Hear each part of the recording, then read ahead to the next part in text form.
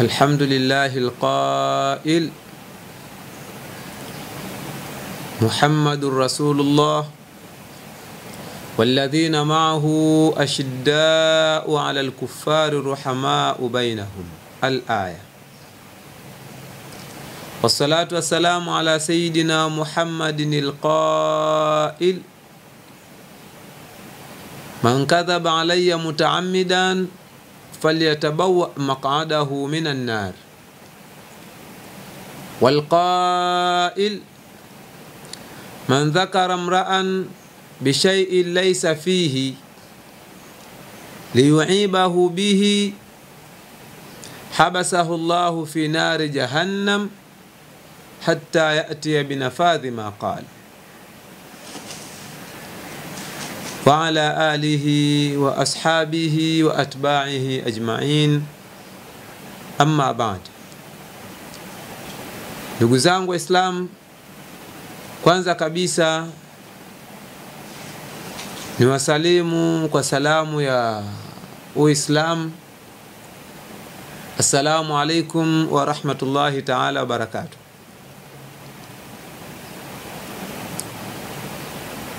Ndugu zangu,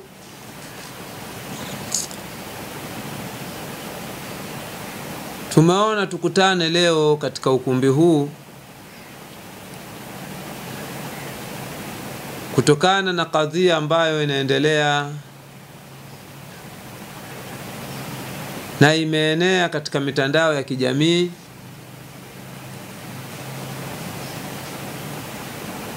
ambayo inatangaza jambo baya, jambo ambalo linapigiwa debe huko na mataifa ya magharibi. Sasa ni ajabu sana kwamba leo pia kuna watu wanaojinasibu katika Uislamu pia wakazungumza mambo haya katika mitandao ya kijamii na kuonyesha kufaa kwake. Jambo lenyewe ni la kuwaendea wanawake kinyume na maumbile, kama wenyewe walivyosema. Wanajua kabisa kwamba kumbe kufanya jambo hilo ni kinyume na maumbile, kisha wanasema kwamba jambo hilo linafaa. Kwa hiyo ndugu zangu, pamoja na yote hayo ajabu, kuna watu ambao wanajinasibu katika Uislamu, lakini wenyewe wanapigia debe kwamba kuna watu katika Uislamu wamejuzisha mambo hayo, pamoja na hadithi za Mtume Muhammad sallallahu alaihi wasallam kueleza wazi wazi kwamba jambo hilo halifai, lakini wanatumia aya ambayo hawajaielewa. Lakini mbaya zaidi, kama mwenyewe alivyosema huyo bwana mkubwa, anasema kwamba tukirudi katika vitabu vya kisunna tunawakuta baadhi ya maswahaba waliofanya jambo hilo na wakasema linafaa. Hebu mwenyewe kwanza tumsikilize huyo bwana mkubwa. Riwaya tukirudi kwenye vitabu vya kisunna, sitaki kwenda kwenye habari za mashia. Tukirudi kwenye vitabu vya kisunna tunawapata baadhi ya maswahaba waliofanya tendo hilo na wakasema linafaa. Kama tulivyomsikia kwamba heti kuna baadhi ya maswahaba waliofanya na wakasema kwamba jambo hilo linafaa. Ndugu zangu, huenda katika klipu hizi kukapatikana kidogo labda baadhi ya maneno ambayo tunaweza tukawa tumeteleza. Tunatanguliza udhuru kabisa. Inawezekana labda ni kutokana na kuteleza na udogo wetu, lakini ni kutokana na kwamba tumeamua kufanya hivi kwa sababu ya kuguswa pia na mambo haya, kwa sababu ni mambo ambayo hayakubaliki katika jamii. Ndugu zangu, kama tunavyosema kila siku, halikuwa lengo lao ila ni kuwachafua, na tunaweza tukasema na kuwadhalilisha hawa masahaba wa mtume wa Mwenyezi Mungu sallallahu alayhi wasallam, ambao walimuhami mtume Muhammad sallallahu alayhi wasallam, ambao wameamiliana na mtume Muhammad sallallahu alayhi wasallam, na mtume Muhammad sallallahu alayhi wasallam akaamiliana nao mpaka mwisho wa uhai wake, na mtume Muhammad sallallahu alayhi wasallam akawazungumza vizuri.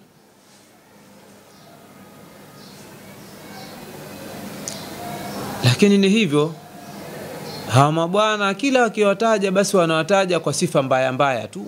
Sijui kwamba hawa maswahaba wa mtume waliwakosa nini, au waliwachukulia nini chao hicho kikubwa. Katika hawa masahaba ambao wananasibishiwa na jambo hilo wanalolisema ni Sayyidina Umar radhiallahu anhu, kama alivyosema huyu kijana mwanafunzi wake. Hebu tumsikilize. Mmoja katika watu walionukuliwa, na tabani hii ni sahihi, hata wenyewe mnasema ni sahihi, ni kwamba hii aya imeshuka kwa ajili ya Umar ibn al-Khattab alipomwendea mtume akisema kwamba mimi nimeangamia, ya Rasulullah ahalaktu, nimeangamia. Mtume akamuuliza, kilichokuangamiza wewe ni nini? Akasema, msafara wangu wa leo, kipando changu cha leo mmekibadilisha. Mmekibadilisha vipi? Mtume akanyamaza pale, ikashuka nisaukum harthul lakum. Sasa watetezi sasa wa jambo hilo akasema, hapa ilikuwa Umari anakwenda kushtakia mtume kwamba amebadilika, kwamba ameenda kwa nyuma lakini kaingiza kwa mbele. Hai ibara haipo. Tunapozungumzia kitu kilikuwa mbele kisha kukigeuza, manake yeye alikwenda kule nyuma. Kama ingelikuwa ni style asingesema nimeangamia, angekwenda kumuuliza, ya Rasulullah nimefanya hili jambo la fahamu halifai. Lakini kusema nimeangamia, yani bora mngetetea mkasema labda alikosea, Umar alikosea, hakukusudia. Bora mtuambie hivyo kwamba hakukusudia, huyu akakosea akaingiza pale. Lakini mkatuambia kwamba la, alikusudia style kwa nyuma kisha aseme ameangamia, hilo sio, halikubaliki kiakili. Jamani, hivi tuangalie, haya kweli ni maneno kweli ya kumtuhumu Sayyidina Umar radhiallahu anhu katika Uislamu, mtu ambaye alikalia kiti cha mtume Muhammad sallallahu alayhi wasallam, alikuwa khalifa katika umma huu. Ndugu zangu, tujihadhari na watu hawa. Lakini vile vile ndugu zangu, hawa maswahaba walikuwa ni watu mafasaha, walikuwa ni Waarabu Makuraish wanaokijua Kiarabu kweli kweli, na ndio hata hekima ya kuteremshwa Qur'ani kwa lugha yao. Kwa hiyo wao hawakuhitajia hizi fani, sijui nahau, sarfa, balagha. Hizi tunahitajia sisi ambao hatujui, tusije tukakosea kile Kiarabu, tusije tukakosea maneno ya Mwenyezi Mungu Subhanahu wa Ta'ala, tusije tukakosea hadithi za mtume. Na ndio maana hata Imam Malik, Mwenyezi Mungu amwele radhi, wale mabwana walivyomfuata kumuuliza na kumpa taarifa zile kwamba watu huko mitaani wasema kwamba yeye anahalalisha jambo lile, aliwauliza swali moja tu kama tutakavyoona. Akaul, alastum qauman urba, hivi nyinyi hamkuwa nyinyi ni jamaa wa Arabu, hamkuwa ni Waarabu, hamjui hata Kiarabu hamjui? Awalaysa qad qala Allahu Ta'ala, hivi yakuwa Mwenyezi Mungu amesema nisaukum harthul lakum? Mungu sikasema harthi? Wa hal yakunu alharthu illa fi mawdi'i az-zar'i? Hayo ni maneno ya nani? Ya Imam Malik. Aliwauliza wale kwamba hiki ni Kiarabu jamani, basi hata kama mmeambiwa mwadanganywa kwamba mimi nimesema, basi hata Kiarabu nyinyi hamjui? Kwamba basi leo hii mimi na Uarabu niliokuwa nao nije niseme maneno haya? Sasa huyu kijana, angalia chuki walizokuwa nazo mpaka anamsemea uongo Sayyidina Umar radhiallahu anhu. Anasema eti Saidna Umar anamwambia Mtume ahlaktu. Hapo wapi bwana Saidna Umar kasema maneno hayo kwanza? Hebu rejea tena. Unapokaririshwa maneno yako kijana, hebu yakariri vizuri basi. Pamoja na kwamba mnachuki. Hebu nenda karudie tena hiyo hadithi. Je, kweli Saidna Umar alisema ahlaktu? Hebu rejea tena alafu urudi uje useme Saidna Umar alisemaje? Na vile vile tukuulize, kama ikiwa halaktu ina maana kumwendea mwanamke kinyume na maumbile, unaizungumziaje? Unamzungumziaje yule sahaba alienda kwa Mtume sallallahu alaihi wasallam, naye akamwambia Mtume, ya Rasulullah, halaktu ya Rasulullah. Mtume akamwambia, he malak, hauna nini? Akamwambia, wakati ala mraati fi Ramadhan, nimemuingilia mke wangu katika mchana wa Ramadhani. Sasa hebu tuambie na wewe, je, halaka ile pia ilikuwa ina maana ya kumwendea kinyume na maumbile?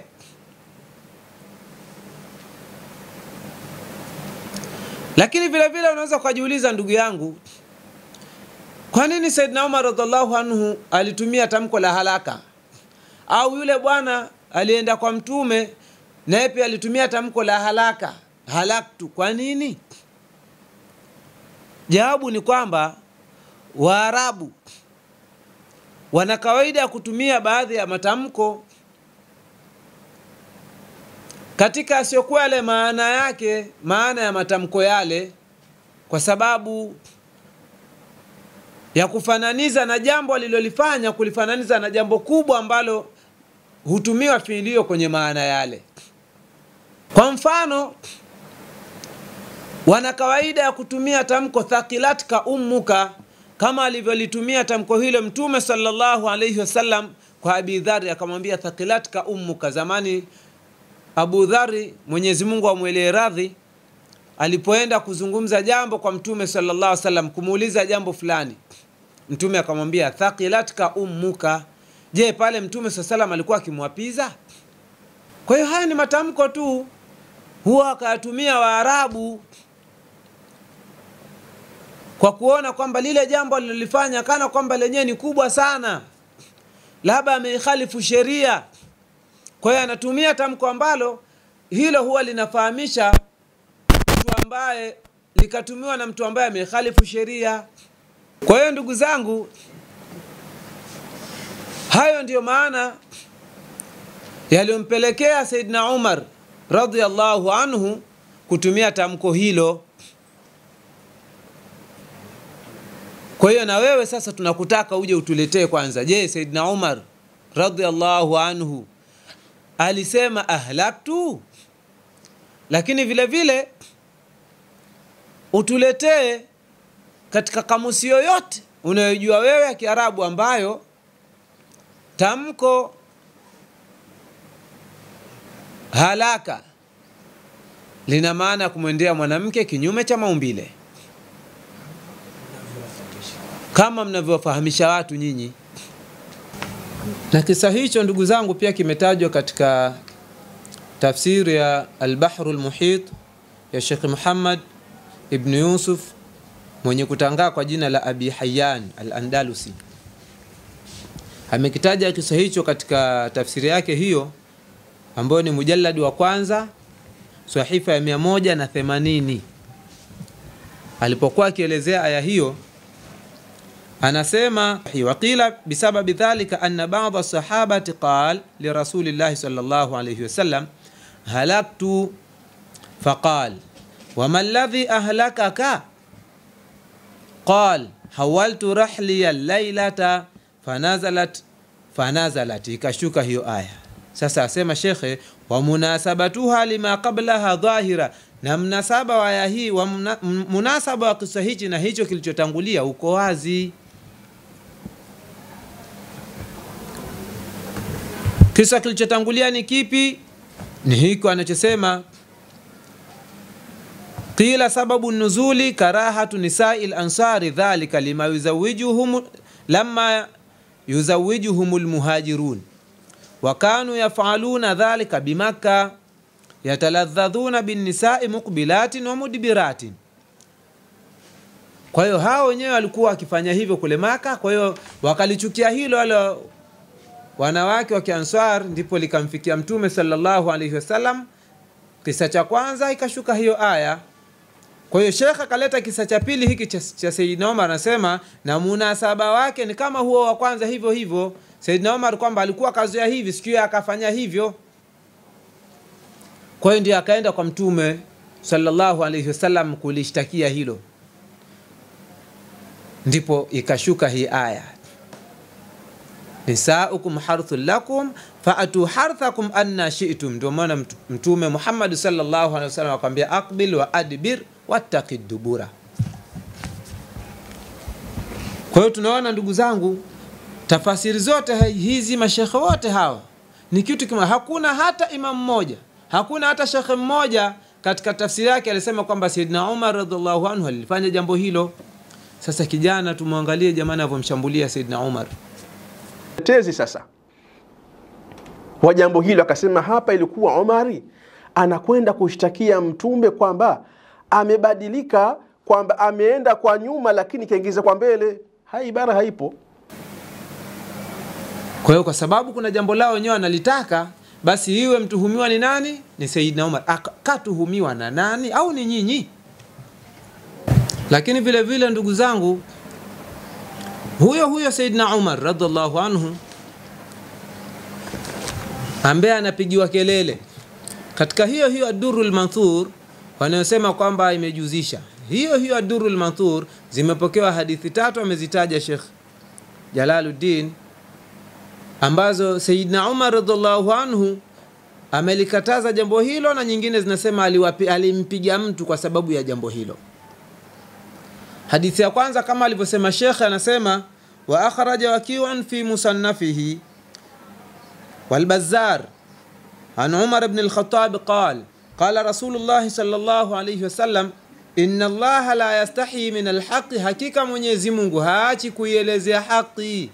La ta'tu an-nisaa fi adbarihinna, msiwaendee wanawake katika tupu zao za nyuma. Hiyo ni hadithi ya kwanza ambayo tunamuona Saidina Umar radhiallahu anhu, huyo ambaye tunaambiwa ni mtuhumiwa wa kwanza, lakini huyo anakataa, anawakataza watu na kuhadharisha na jambo hilo. Lakini vile vile Sheikh akaleta hadithi nyingine, anasema wa kharaja an-Nasa'i an Umar ibn al-Khattab radhiallahu anhu, na ametoa an-Nasa'i kutoka kwa Saidina Umar kwa Saidina Umar ibn al-Khattab, Mwenyezi Mungu amwele radhi, qal istahyu min Allah, muoneni haya Mwenyezi Mungu subhanahu wa ta'ala, fa inna Allah la yastahi min al-haqq, kwani hakika Mwenyezi Mungu subhanahu wa ta'ala haionei haya haki, maana haachi kuielezea haki. La ta'tu an-nisaa fi adbarihinna, msiwaendee wanawake katika tupu zao za nyuma. Lakini hadithi ya 3 ni Sheikh aliposema Jalaluddin, anasema wa akhraja Abdul Razzaq wal Bayhaqi fi ash-Shi'bi an Ikrimah anna Umar ibn al-Khattab daraba rajulan fi mithli dhalika, kwamba Saidina Umar radhiallahu anhu alimpiga mtu katika mfano wa hilo. Huyo ambaye tunaambiwa, mbona sasa nyinyi kwa mafuhumu yenu, kwa sababu kuna jambo mnalolitaka, mmechonga hadithi, sasa mwaona kwamba Saidina Umar alifanya, mbona hizi hamzisemi mkashika hiyo ambayo mnaitaka nyinyi kwa mafuhumu yenu mnayotaka, na hizi jambo waelezeni watu au mzitazame hazipo hizo? Sio Saidina Umar huyu mnayemsema kwamba ndio mtuhumiwa. Sasa ni Saidina Umar au ni nyinyi? Kama alivyosema mshairi wa ainu ridha an kulli aibin kalila kama anna aina suqt tubdil masawiya, naangalia mabaya tu, jambo hata liwe zuri nyinyi kwani ni baya tu. Kwa sababu gani kalifanya Saidina Umar? Kwa sababu gani kalifanya Saidina Abubakar? Ittaqullah ibadallah, hebu mcheni Mungu waja wa Mwenyezi Mungu. Nini wamewakosa hawa sahaba wa mtume wa Mwenyezi Mungu?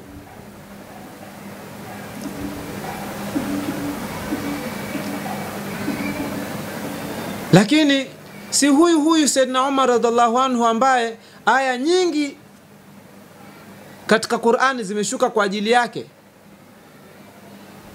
Mbona hizo hamzisemi?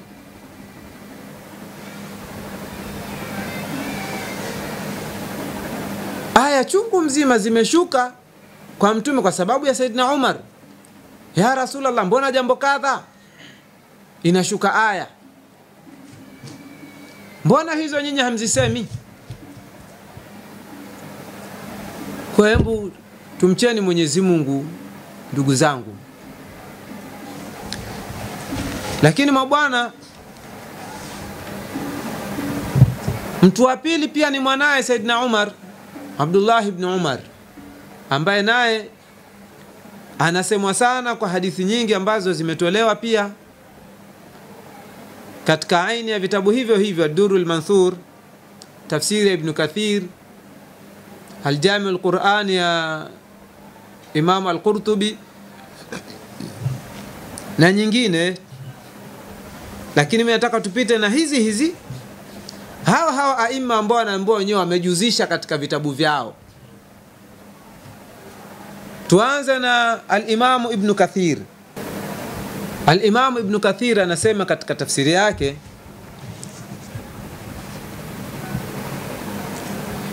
qala Abu Muhammad Abdurrahman ibn Abdullah ad-Darimi fi musnadihi, حدثنا عبد الله بن صالح حدثنا الليث عن الحارث ابن يعقوب عن سعيد بن يسار أبي الحباب قال قلت لابن عمر ما تقول في الجواري أيحمض لهن أو katika riwaya nyingine anuhammidu lahunna. قال akasema Abdullah ibn Umar, wama tahmid? Fadhukira ad-duburu. Faqal, akasema Saidna Umar, akasema Abdullah ibn Umar, wa hal yaf'alu dhalika ahadun min al-muslimin? Anasema imepokewa hadithi hii kutoka kwa Abu Muhammad Abdurrahman ibn Abdullah ad-Darimi katika musnadi yake.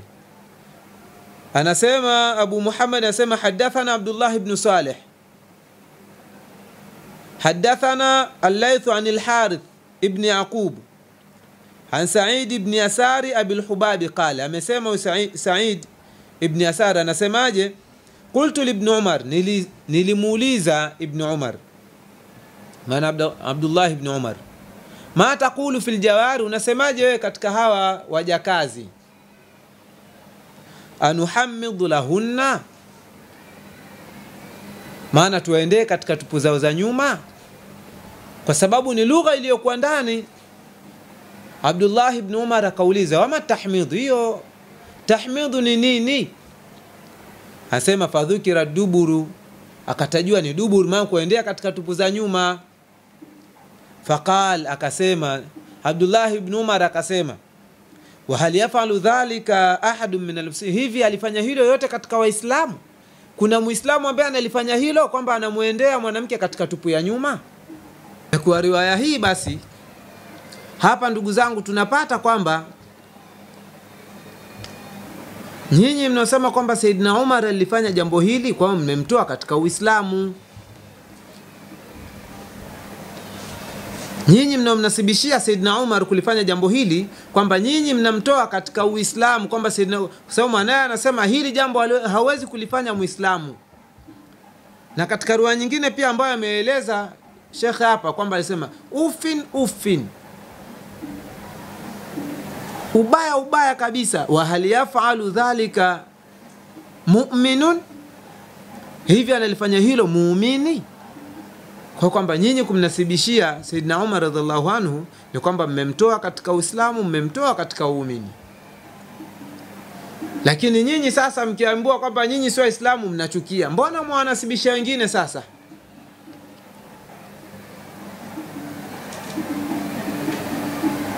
Nyinyi kwenu nyinyi jambo hili ni baya, nyinyi hamfanyi.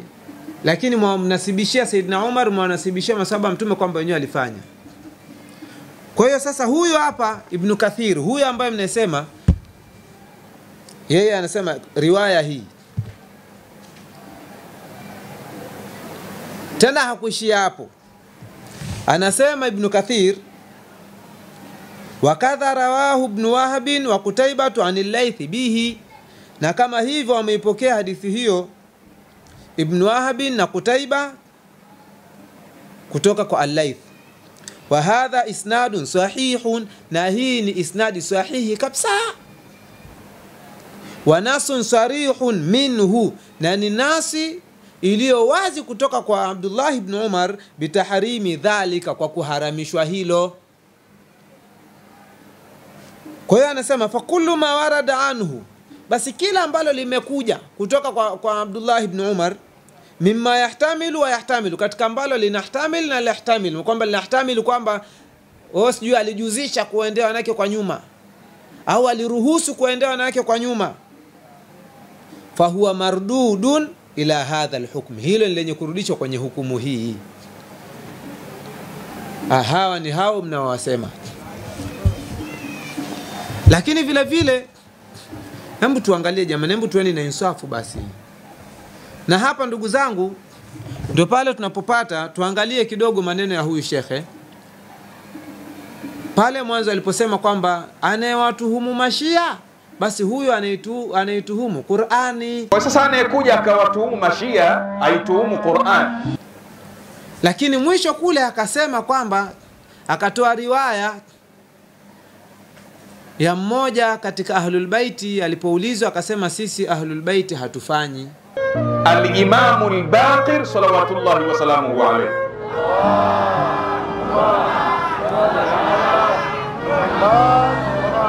alipoulizwa swali kuhusu masala haya akaulizwa na nyinyi mnafanya, akasema sisi ni Ahlul Bait la nafa'alu dhalika, sisi ni hatufanyi hayo mambo. Kwa hiyo hapa tuone kwamba kuna watu wawili hapa, kuna vikundi viwili hapa. Kuna kikundi cha Mashia, lakini kuna kikundi cha Ahlul Baiti. Kwa sababu ni yeye pale mwanzo akasema anayewatuhumu Mashia, Mashia wanatuhumiwa katika nini? Na yeye mwenyewe akasema kwamba Mashia wamegawanyika mafungu mawili, kuna waliojuzisha na kuna walioharamisha. Kuna ambao waliulizwa wakasema la baasa, hakuna tatizo. Yani waliulizwa je, inafaa kumwendea mwanamke nyuma, akasema la baasa. Lakini kuna walioulizwa wakasema ni haram, nyinyi hamuambii waumini wenu. Kwa hivyo waumini wenu wanakuwa wakiyaona haya mambo yapo kwenye ushia, siku akija kibanwa yeye bwana haya yapo, anaanza kubabaika, lakini haya mambo yapo. Hao kasema Mashia, lakini akataja fungu la tatu ni Ahlul Baiti. Hao wamesema sisi hatufanyi.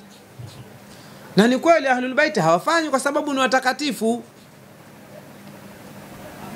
Lakini pia katika utakatifu wao pia ni kuishi na watu vizuri na kuwasema vizuri na kuangalia yale mazuri yao, hata kama wanapoona kama kuna zalla sehemu ambayo haijaeleka kuna zalla, basi ni kulitengeneza lile zalla. Hebu tumwangalie mmoja katika Ahlul Baiti katika hiyo riwaya mnayoisema nyinyi. Huyu ni Ibn Abbas, kama ilivyoeleza katika hicho kitabu Ad-Durrul Mansur. Alipopata kisa hiki Ibn Abbas, ambaye huyu ni katika Ahlul Baiti, au mtuambia kwamba Ibn Abbas ni si katika Ahlul Baiti, na ni katika kitabu hicho hicho Ad-Durrul Mansur. Angalia maneno aliyotumia, si kama ya kwenu. Waislamu tuangalie hapa.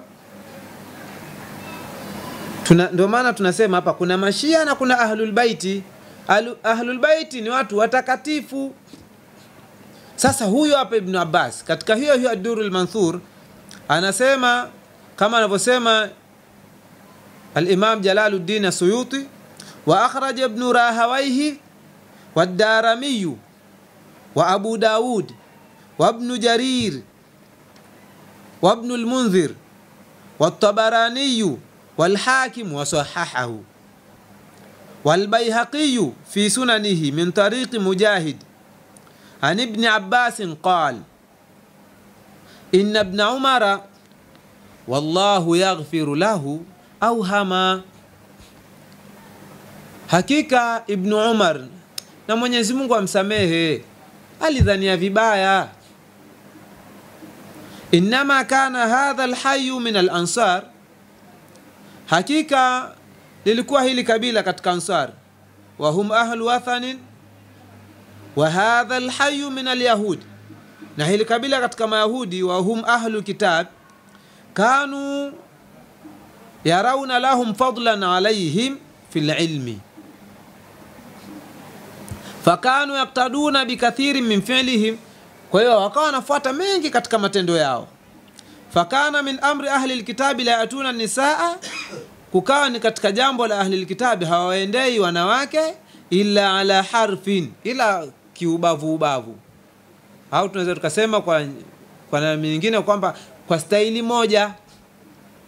Wadhalika astaru ma takunu almar'a, fakana hadha alhayy min alansar, basi likawa hili kabila katika Ansar kad akhadhu bidhalika min fi'lihim, wamechukua hilo kutoka katika matendo yao.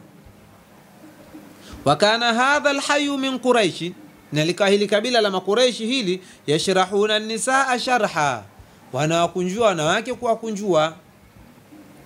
Wayataladhadhuna minhunna muqbilatin wa mudbiratin wa mustalqiyat, na wanapata ladha kutoka kwao hali ya kwenda kwa mbele na hali ya kwenda kwa nyuma na hali ya kuwalaza chali. Falamma qadima almuhajiruna almadina, zamani walipofika wale muhajirina Madina, tazawaja rajulun minhum imra'atan min alansar, alioa mtu mmoja katika wao mwanamke wa Ansar. Fadhahaba yasna'u biha dhalik, akaingilia anataka kumfanya vile alivyozoea kufanya kule wapi? Maka. Faankaratu alayhi, akalikanusha hilo juu yake. Waqalat inma kunna nu'ta ala harfin wahid, sisi tulikuwa tunaendelea juu ya ubavu mmoja, tunaendelea kwa staili moja tu. Fasna dhalika, lifanya hivyo, wa illa fajtanibni, na kama si hivyo basi niepuke. Fasara amruhuma, likaenda jambo lao. Fabalagha rasulullah sallallahu alaihi wasallam, likamfikia mtume Mwenyezi Mungu sallallahu alaihi wasallam. Faanzala Allahu, Mwenyezi Mungu akateremsha, nisaukum harthul lakum faatu harthakum anna shi'tum.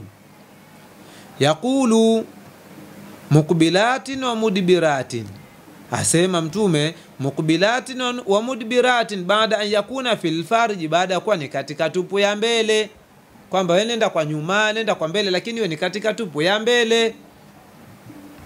Wa inma kanat min qibali duburiha fi qubuliha, na hakika si mengine ilikuwa ni kutoka upande wa duburi yake, upande wa nyuma yake, katika tupu yake ya mbele. Anasema Sheikh Zada Tabarani, qala Ibn Abbas, amesema Ibn Abbas, qala Ibn Amr fi duburiha, Ibn Amr amesema fi duburiha. Faauhama Ibn Umar wallahu yaghfiru lahu, akadhania vibaya Ibn Umar na Mwenyezi Mungu amsamehe, kwamba akadhania nini? Fi duburiha, maana fi pale kwa maana ya dharfu, kwamba Ibn Abbas anatufahamisha kwamba kana kwamba Ibn Umar Mwenyezi Mungu amwelee radhi alifahamu ile fi pale katika riwaya Ibn Amr fi duburiha, yeye alifahamu ile fi pale ni kwa maana ya dharfu, lakini kumbe fi pale ni kwa maana ya min. Au mtuambie labda fi haiji kwa maana ya min, na hayo ndiyo maana Ibn Abbas anasema kwamba alidhania vibaya huyu Ibn Umar katika riwaya Ibn Amr inayosema fi duburiha, fi kwa maana ya min, kwamba Ibn Umar Mwenyezi Mungu amwelee radhi, Mwenyezi Mungu amrehemu, yeye alichukua kwa maana yale ya fi kwa maana ya dharfu, hakuchukua fi kwa maana ya min. Umeona hilo? Hebu tumwangalie huyu kwanza jinsi alivyochukua, kwamba yeye baada ya kumfikia lile, kwa vile hakuipata ile riwaya ya kukanusha, basi akaizungumza vizuri, akamzungumza vizuri huyu sahaba wa Mtume, kwamba labda atakuwa alidhania vibaya, Mwenyezi Mungu amsamehe, kwa kusema kwamba Mtume ameruhusu kuwaendea wanawake katika tupu zao za nyuma. Lakini kumbe riwaya ilikuwa hivi kama alivyoeleza nani? Ibn Abbas, na kama alivyoeleza pia tutaiona pia riwaya hiyo katika At-Tabari, na kama riwaya hiyo pia alivyoeleza al-Imam al-Qurtubi katika al-Jami' li-Ahkam al-Qur'an, ambazo ndizo mnazozitolea ushahidi. Riwaya hiyo iko hivyo na kila mmoja anasema hivyo. Sasa basi ndugu zangu, mna nini na hao sahaba wa Mtume? Mbona hamui kama hawa ahlul baiti hawa? Yeye kaona imemfikia hile, lakini kwa sababu haikumfikia hile ya kukanusha, akaona akamtakasha usahaba wa Mtume, labda yeye alidhania vibaya tu. Riwaya hii ndio hii iliyotajwa huku. Mtume Muhammad sallallahu alayhi wasallam anasema, kafa bil mar'i ithman an yuhadditha bikulli ma sami. Yatosha mtu kupata dhambi kuzungumza kila ambalo analisikia. Sasa ikiwa jambo ambalo unalisikia tu, ya kutosha kupata dhambi, kwamba umelisikia na ukalizungumza, ya kutosha kupata dhambi kwa hilo. Vipi kwa jambo ambalo umeliona, ima hukulielewa, umeliona kwenye kitabu tu, ima hukulielewa au ukachonga wewe mafuhumu yako unavyotaka wewe, ukalieleza unavyotaka wewe? Vipi hapo? Ikiwa umelisikia jambo hakikatan na ukalielewa, ya kutosha kupata dhambi. Vipi kwa jambo ambalo umeliona kwenye kitabu, ima hukulielewa au ukalitafutia mafuhumu unavyotaka wewe? Jamani, tumuogopeni sana Mwenyezi Mungu Subhanahu wa Ta'ala.